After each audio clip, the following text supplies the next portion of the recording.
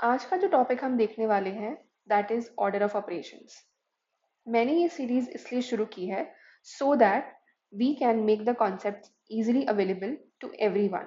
यहाँ पर जो भी पढ़ने आए वो इजीली मैथ्स को समझ पाए और मैथ्स को इजीली अप्लाई कर पाए। मेरा नाम है निकिता और आज हम देखेंगे ऑर्डर ऑफ ऑपरेशंस। हमारे पास पहला क्वेश्चन है 3 + 4 × 2। तो हमने एक क्वेश्चन दिया, एक बार ए को सॉल्व करने के लिए और एक बार बी को सॉल्व करने के लिए, और देखते हैं दोनों ने सॉल्व कैसे किया। तो ए ने सॉल्व किया इसे इस तरीके से कि 3 + 4 = 7 एंड 7 × 2 = 14, यानी कि ए का आंसर आया 14। अब हम देखते हैं बी ने कैसे सॉल्व किया इसे। तो बी ने कहा कि मैं मल्टीप्लिकेशन पहले करता हूँ। तो 3 + 4 × 2 8 हो जाता है। 8 में अगर आप 3 प्लस करेंगे तो आपके पास आएगा 11। तो अब हम ये कैसे डिसाइड करें कि ए ठीक है या बी ठीक है। तो इस डिस्क्रिपेंसी यानी इस प्रॉब्लम को हटाने के लिए हमने कहा कि हम एक लॉ फॉलो करते हैं, यानी कि एक सेट ऑफ रूल्स फॉलो करते हैं जो यूनिवर्सली अप्लाई होता है, that is the order of operations. इसमें ये तय किया गया कि पहले हम सॉल्व करेंगे ब्रैकेट्स, फिर एक्सपोनेंट्स, फिर डिवीजन, फिर मल्टीप्लिकेशन, फिर एडिशन और फिर सब्ट्रैक्शन। यानी कि आइडियली देखा जाए तो इस क्वेश्चन का विच इज 3 + 4 × 2 इसका सल्यूशन क्या होना चाहिए था वो देखते हैं।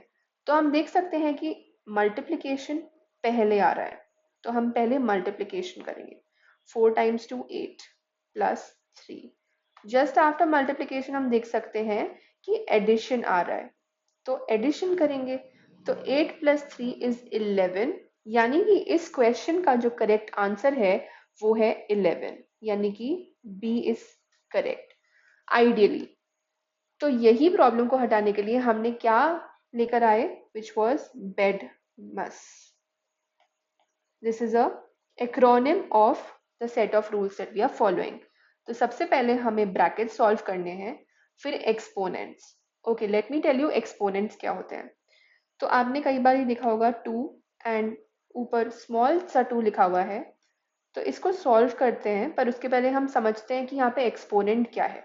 एक्सपोनेंट है ये 2 प्रेजेंट, इसे कहते हैं हम बेस, एंड ये जो टॉप पे 2 है इट्स कॉल्ड एक्सपोनेंट।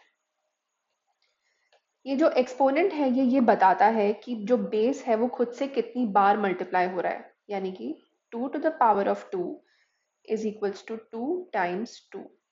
अगर मैंने ये लिखा 3 एंड पावर में 2 लिखा, ये एक्सपोनेंट के साथ साथ हम इसे पावर भी कहते हैं। तो अगर मैंने इसे 3 to the power of 2 लिखा, इसका मतलब यही है कि 3 से मल्टीप्लाई हो रहा है, यानी 3 इज मल्टीप्लाइड टू इटसेल्फ कितनी बार, 2 बार।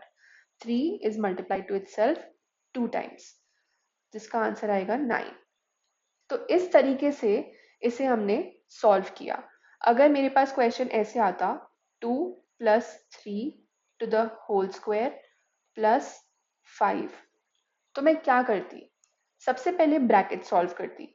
ब्रैकेट्स में 2 + 3 5 होता है, 5 का स्क्वायर +5। अब हमारे पास है 5 स्क्वायर, यानी कि एक्सपोनेंट सॉल्व होगा। ये एक्सपोनेंट है इसलिए पहले ये सॉल्व होगा, which is 25 + 5, that will make it 30। यही आंसर है इस क्वेश्चन का, इसका और कोई आंसर पॉसिबल नहीं है। नेक्स्ट क्वेश्चन देखते हैं। अगर हमारे पास एक क्वेश्चन हो 12 ÷ 4 देन +1, तो हमें पता है बेडमस के रूल से, मैं यहाँ पे रूल लिख देती हूँ। इस रूल से हमारे पास में सबसे पहले आता है डिवीजन और फिर आता है एडिशन। तो डिवीजन सॉल्व होगा पहले 12 ÷ 4 विच विल गिव यू 3 + 1। अब आप 3 + 1 कर सकते हैं which will give you 4। Next question देखते हैं। अगर हमारे पास एक क्वेश्चन है 5 स्क्वायर -10 और फिर डिवाइडेड बाय 5 + 1, तो अब क्या होना चाहिए। तो हमने देखा यहाँ पर 5 स्क्वायर है, पर उसके भी पहले हमारे पास ये ब्रैकेट्स हैं, तो हम पहले ब्रैकेट्स लेंगे, यानी कि brackets will be solve first. तो अब ब्रैकेट्स के अंदर क्या क्या है, ब्रैकेट के अंदर है पहले एक्सपोनेंट और फिर है हमारे पास सब्ट्रैक्शन। तो कुछ भी करके पहले ब्रैकेट का एक्सपोनेंट सॉल्व होगा, 25 माइनस 10 डिवाइडेड बाय 5 प्लस 1। आप अभी ये सॉल्व नहीं कर सकते, तो वी विल अनडू दिस। अब यहाँ पे हम सॉल्व करते हैं ब्रैकेट के अंदर 25 minus 10 which is 15। 15 divided by 5 plus 1। अब हमारे पास है 15 डिवाइडेड बाय 5, तो पहले डिवीजन सॉल्व होगा, डिवीजन के बाद ही सब्ट्रैक्शन या एडिशन सॉल्व होता है। तो 15 डिवाइडेड बाय 5 हमें देगा 3 plus 1 and just after that we will make it 4। अब आप ट्राई करें मेरे साथ। तो let's do one good question which is let's say 6 plus bracket में 4 डिवाइडेड बाय 3 प्लस 1 टाइम्स 2 का होल स्क्वायर माइनस 5। इसे सॉल्व करते हैं। हम देखते हैं सबसे माइन्यूट ब्रैकेट्स कौन से हैं। ब्रैकेट के भी अंदर देखिए एक ब्रैकेट है, पहले वो सॉल्व करना है। तो 3 प्लस 1 मेक्स इट 4। अभी हम एज इट इज लिखेंगे 6 plus 12 divided by 4 times 2 bracket square minus 5। अब हम सॉल्व करेंगे इस ब्रैकेट को। तो आप अब ध्यान दें कि इस ब्रैकेट में हमारे पास पहले डिवीजन है फिर मल्टीप्लिकेशन है। आप लेफ्ट टू राइट जाएंगे इस ब्रैकेट में और जो पहले आता है आप उसे वैसे सॉल्व करेंगे। भले ही अगर यहाँ पे मल्टीप्लिकेशन पहले होता और डिवीजन बाद में इस ब्रैकेट के अंदर, तो भी हम लेफ्ट टू राइट जो पहले आता उसे वैसे सॉल्व करते। आप इसे ये समझिए कि यहाँ पर अगर आपके पास एक इक्वेशन में या एक एक्सप्रेशन में डिवीजन और मल्टीप्लिकेशन साथ में प्रेजेंट हो, तो लेफ्ट टू राइट जो पहले आता है आप उसे सॉल्व करेंगे। तो let's solve 12 divided by 4। 12 divided by 4 होता है 3, तो 3 एज इट इज और फिर टाइम्स करेंगे 2 के साथ में, इसका square minus 5 as it is और 6 प्लस एज इट इज। अभी भी हमारे पास ब्रैकेट्स है, ब्रैकेट में क्या है 3 टाइम्स 2 है, तो उसे हम करेंगे 6 और 6 के स्क्वायर यहाँ पर आएगा 6 का स्क्वायर, फिर माइनस और 5 और 6 प्लस। अब हम एक्सपोनेंट सॉल्व करेंगे क्योंकि एडिशन और सब्ट्रैक्शन से पहले आता है एक्सपोनेंट।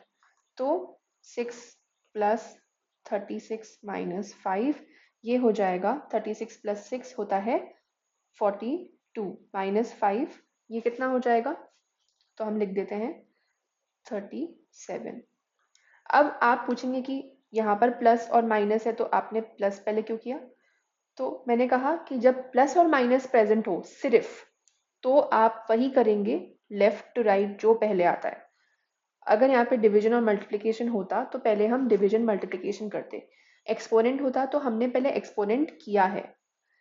पर अभी यहाँ पर एट दिस स्टेज सिर्फ एडिशन और सब्ट्रैक्शन ही प्रेजेंट है, इसीलिए हम यहाँ पर लेफ्ट टू राइट जो पहले आ रहा है वो सॉल्व करेंगे और आंसर इसका आएगा 37। This is the ideal way of solution, correct. अब एक दो क्वेश्चन और ले लेते हैं और मैं आपको उसके बाद होमवर्क दे दूंगी। सो लेट्स सी कि कुछ डिफिकल्टी लेवल बढ़ाया जाए। Make it 8 square minus 4 times 3 divided by 2 plus 2 plus 6 minus 3 whole square. चलिए, तो अब हमेशा ये जो फ्रैक्शंस में है तो न्यूमरेटर को अलग से सॉल्व करें, यानी कि top portion numerator, bottom portion denominator. तो पहले न्यूमरेटर सॉल्व करें फिर डिनोमिनेटर सॉल्व करें। ये दोनों जब नंबर्स बन जाएं तब उसके बाद इन दोनों को आपस में सॉल्व करें। तो 8 square is 64 minus 12 upon 4 plus 6 minus 3 कितना होता है 3, 3 स्क्वायर होता है 9 आ जाएगा यहाँ पे। जैसे इसका आउटपुट आया था 3 स्क्वायर करेंगे तो 9 हो जाएगा। तो 8 स्क्वायर यानी कि 64 माइनस 12 ओवर 4। अब 64 में से 12 हटा दें तो ये हो जाएगा 52 एंड 52 डिवाइडेड बाय 4 प्लस 9। तो अब पहले अगेन डिवीजन को सॉल्व करेंगे और फिर ऐड करेंगे। तो क्या 52 4 की टेबल में आता है, let's check. 4 goes into 52 how many times? So 4 times 1 is 4, remainder 1 goes to 2, 4 times 3 is 12. 13 plus 9 कितना होता है? 21, sorry 22. ओके, सो यही है हमारे पास answer, that is the answer. I hope आपको समझ में आया है, एंड मैंने यहाँ पे आपके प्रैक्टिस के लिए कुछ क्वेश्चंस रखे हैं, आप ये सॉल्व कर सकते हैं और कमेंट्स में आंसर डाल सकते हैं। Thank you very much, see you, take care.